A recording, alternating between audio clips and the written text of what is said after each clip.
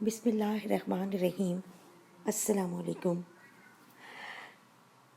حضرت وہب بن منبع حضرت ادریس سے روایت کرتے ہیں کہ میں نے بعض کتابوں میں دیکھا ہے کہ حضرت عیسیٰ نے اپنی والدہ حضرت مریم سے کہا کہ دنیا فنا ہونے والی اور زوال پذیر ہونے والی ہے اور آخرت کا مقام بقا اور سکون والا ہے۔ اے میری ماں، ہم علیحدگی اختیار کر لیں۔ دونوں ماں بیٹا لبنان کی پہاڑ کی طرف چلے گئے اور لبنان کے پہاڑ میں اللہ کی عبادت کرنے لگ گئے۔ دن کو روزہ اور رات کو نماز پڑھا کرتے تھے۔ درختوں کے پتے کھا کر اور بارش کا پانی پی کر گزارا کرتے تھے۔ کافی عرصہ وہاں رہے۔ ایک دن حضرت عیسیٰ پہاڑ سے اتر کر میدان میں افطاری کے لیے گھاس کی تلاش میں گئے تاکہ اس سے روزہ افطار کریں۔ جب حضرت نیچے اترے اسی وقت ملک الموت حضرت مریم کے پاس پہنچ گئے اور کہنے لگے، السلام علیکم یا مریم صائمۃ القائمہ، اے روزے رکھنے والی اللہ کی بندگی کرنے والی مریم، تجھ پر اللہ کی رحمت ہو۔ حضرت مریم نے پوچھا، تو کون ہے؟ تیری آواز سے میرے رونگٹے کھڑے ہو گئے ہیں، تیرے خوف سے میرے ہوش و حواس گم ہو چکے ہیں۔ اس نے کہا، میں چھوٹوں پر رحم اور بڑوں کی تعظیم کرنے والا نہیں، اور میں روحوں کو قبض کرتا ہوں۔ حضرت مریم نے کہا، تو یہاں ملاقات کے لیے آیا ہے یا جان لینے کے لیے؟ ملک الموت نے کہا، تو موت کے لیے تیار ہو جا اور سامان اپنے ہاتھ میں لے لے۔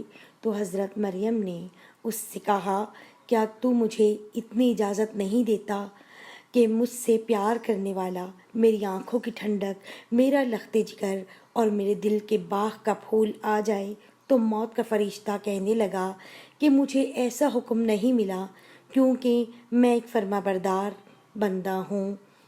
اللہ کی قسم، میں اللہ کے حکم کے بغیر ایک مچھر کی جان بھی قبض نہیں کر سکتا، اور اللہ نے مجھے آپ کی روح قبض کرنے کا حکم دیا ہے، اور میں اللہ کے حکم کو پورا کرنے کے لیے یہاں آیا ہوں۔ اور حضرت عیسیٰ نے واپس آنے میں دیر لگا دی، یہاں تک کہ عشاء کا وقت ہو گیا۔ جب حضرت عیسیٰ گھاس ترکاری لے کر پہاڑ پر آئے اور اپنی والدہ محترمہ کو دیکھا کہ وہ خواب میں سوئی ہوئی ہیں، حضرت عیسیٰ سمجھے کہ وہ فرض نماز پڑھ چکی ہیں۔ گھاس ترکاری کو دیکھ کر محراب کے سامنے زیادہ رات گئے تک کھڑے رہے اور اپنی ماں کی طرف دیکھا اور نہایت عاجزی اور دردناک آواز سے پکارا، السلام علیکم، تجھ پر خدا کی رحمت ہو۔ میری ماں، رات زیادہ گزر چکی ہے اور وہ روزہ دار سب افطار کر چکے ہیں اور نیک لوگ اللہ کی عبادت اور بندگی میں مشغول ہیں۔ آپ بھی نماز کے لیے اٹھیے۔ کیا وجہ ہے کہ آپ اللہ کی بندگی اور عبادت کے لیے آج نہیں اٹھیں گی اور نماز نہیں پڑھیں گی؟ پھر حضرت عیسیٰ نے دل میں سوچا کہ کبھی نیند میٹھی اور اچھی معلوم ہوتی ہے، شاید آپ غلبہ نیند کی وجہ سے نہیں اٹھ رہی۔ محراب کے سامنے آ کر کھڑے رہے اور آپ نے کچھ نہ کھایا اور نہ ہی پیا، یہاں تک کہ رات کے 2 پہر گزر گئے۔ آپ کا مطلب یہ تھا آپ والدہ ماجدہ کے ساتھ مل کر ایک جگہ روزہ افطار کریں، پر کھڑے رہے اور آواز غمگین اور دل کے اندر سے پکار السلام علیکم پر لوٹ آئے اور محراب کے سامنے آ کر کھڑے رہے یہاں تک کہ صبح ہو گئی۔ اس کے بعد آپ نے اپنا منہ اپنا والدہ کے چہرے پر رکھ کر روئے اور پکارنے لگے، السلام علیکم یا اماں، رات گزر چکی ہے، صبح ہو گئی ہے، نماز کا وقت گزر گیا ہے۔ آسمان کی ملائکہ اور جن ان کا رونا سن کر رو پڑے، پہاڑ کانپ گیا۔ بس اللہ نے وحی بھیجی ملائکہ کی طرف کہ تم کیوں روتے ہو؟ ملائکہ نے عرض کی، اے پروردگار عالم تو علام الغیوب ہے اور خوب جانتا ہے۔ پھر خدا نے وحی بھیجی کہ ہاں، میں خوب جانتا ہوں، میں ارحم الراحمین ہوں۔ اور ایک دم پکارنے والے نے پکارا، اے عیسیٰ، آپ اپنا سر مبارک اٹھائیں، آپ کی والدہ اس دنیا فانی سے رحلت فرما گئی ہیں۔ آپ کو اللہ تعالیٰ ثواب عظیم اجر عظیم عطا فرمائے گا۔ تب حضرت عیسیٰ نے اپنا سر مبارک اٹھایا اور گریہ وزاری کرنے لگے اور فرمانے لگے کہ اب کون ہوگا میری وحشت کا رفع کرنے والا اور راحت کے وقت سکون دینے والا؟ کون میری غربت کا غمگسار ہوگا؟ میری کون مدد کرے گا؟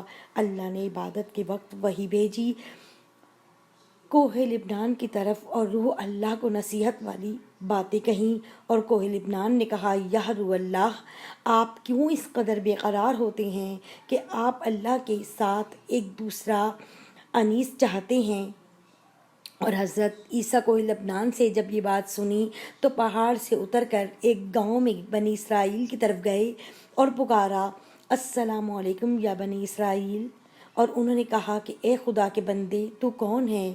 تیرے حسن و مال سے ہمارے سب مکانات روشن اور منور ہو گئے ہیں۔ حضرت عیسیٰ نے فرمایا کہ میں روح اللہ ہوں، میری ماں سفر میں مر گئی ہے، آپ لوگوں سے اتنی التجا ہے کہ آپ مجھے میری والدہ مرحومہ کے غسل اور کفن دفن میں میری مدد کیجیے۔ تو انہوں نے کہا کہ اے روح اللہ، اس پہاڑ میں تو سانپ اور بچھو بھرے ہوئے ہیں، ہمارے باپ دادا عرض سے 300 برس سے کوئی بھی اس پہاڑی پر گیا نہیں، ہم کیسے جا سکتے ہیں؟ حضرت عیسیٰ یہ بات سن کر پہاڑ کی طرف لوٹ آئے اور وہاں 2 خوبصورت جوانوں کو دیکھ کر سلام کیا اور انہوں نے بھی سلام کا جواب دیا۔ تو حضرت عیسیٰ نے ان سے بھی اپنا ماجرا بیان کیا کہ میری ماں سفر کو آئی تھی، اس پہاڑ پر انتقال کر گئی ہیں، آپ دونوں صاحب اس کے کفن دفن میں میرے شریک ہو جائیں۔